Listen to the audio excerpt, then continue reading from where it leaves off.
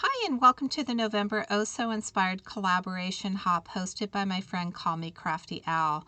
You can use the hashtag on the screen, or I will have a link to all of the participants in the hop in the description box below.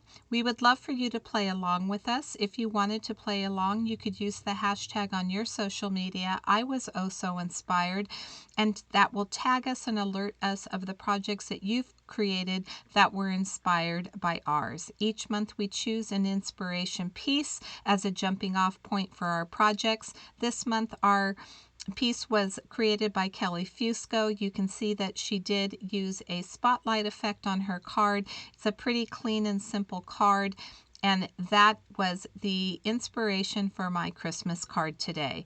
I'm starting with my Misty. I have a 4 1/4 by 5 1/2 inch piece of cardstock.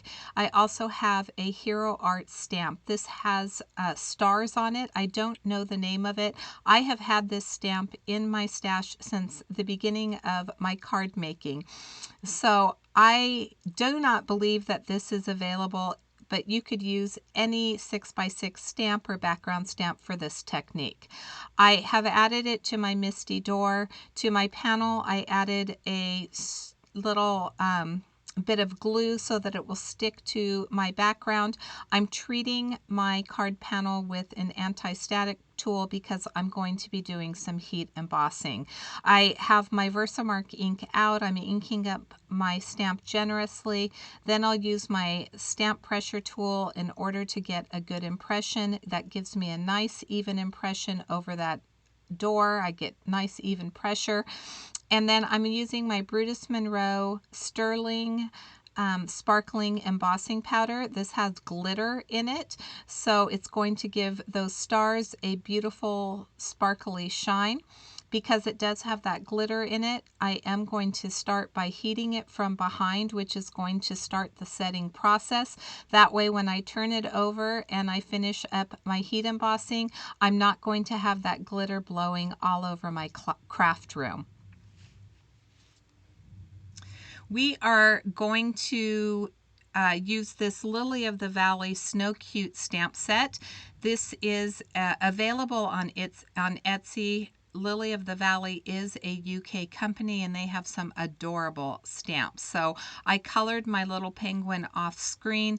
I do have the All the Joy die from Simon Says Stamp and some foiled cardstock from Tonic Studio. I am using for the shadow a flat silver, and then for the words All the Joy, one of the holographic papers, and that's going to be the sentiment on my card.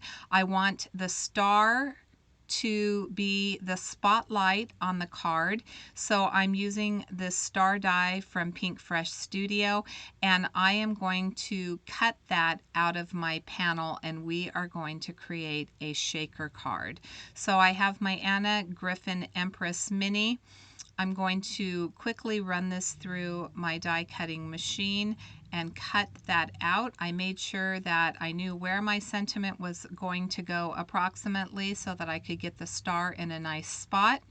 Like Kelly's card, I am going to trim this down just a little bit so that my top panel is about a 1/4 inch smaller than the bottom panel. You can see for my bottom panel, I do have that teal cardstock, and I am going to add some glue to the back of my star. I'm going to place it over that card panel, trying to figure out where exactly I want it to go, and then I'll press down so that the star remains in the background. Now I'll remove my die, and then we have that top panel that we can use to create a shaker. The bottom piece where that star is, that is where our spotlight color is going to go. So I have these Picket Fence Studios sequins that are teal and silver, so it's going to go perfect with my card, with my color scheme. I'm adding some glue to the back around where the star is going to go, and I've cut a piece of acetate that I will add over the back, making sure that I am not going to have any of those little shaker bits leaking from behind. Once I get that in place, I am going to begin adding some foam tape to the back.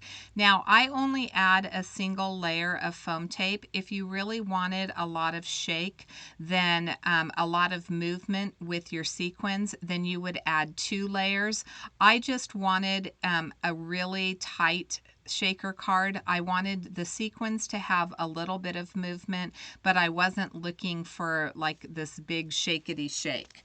I just wanted the sequins to kind of show up in the background. So once I get my foam tape, I'm trying to make sure that I have the entire area sealed, and then I'm adding that foam tape around the star so that none of those little bits can squeeze out, and you can see how that will all fit together. But we need to add the color to our star before we can actually add the shaker pieces. So I have this Daydream ink from Catherine Pooler, and I'm adding it over that circle. It's a pretty close match to the, I believe this is called Audrey Blue from Simon Says Stamp, which is the teal cardstock. And I'm just going to use my small blending brush going over my embossed star. Once I get the ink down, I will use a microfiber cloth, and when I use that microfiber cloth, I'm just going to run it over each of the stars in the background, and that will remove any of that ink that was over the top of it when I was adding it to my background. So it's going to allow all of those stars to start shining again. So here's our background and how it will go together. I did add a piece of thread, silver thread. I loved the bow on Kelly's card, so I thought that I would add one to mine. And so I added the thread to the background, and then I removed the release paper from the foam tape. I'm using my anti-static tool to try to prevent some of those sequins, because sequins tend to really want to cling to that acetate. So I'm removing that from the background, and then I'm adding my sequins to the stars.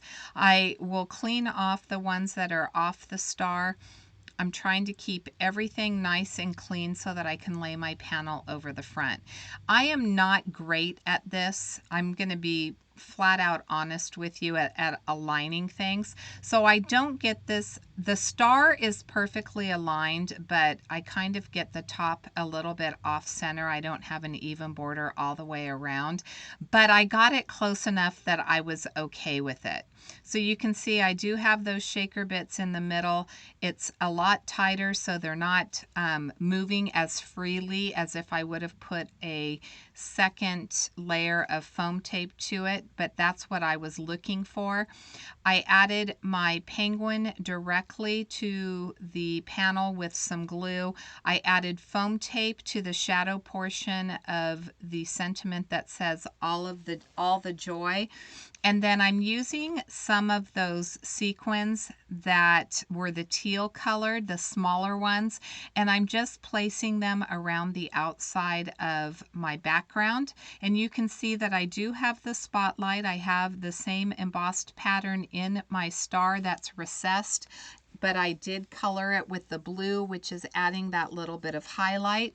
I'm going to add some diamond stickles to the bottom where the snow would be for my penguin, and that is going to complete my card. Super quick and easy. I loved the inspiration. Here's a look at Kelly's card, a look at my spotlight card. I hope that you enjoyed this. Please make sure to visit all of the other participants in the hop, and until next time, I hope you have a fabulous day. Thanks so much for watching.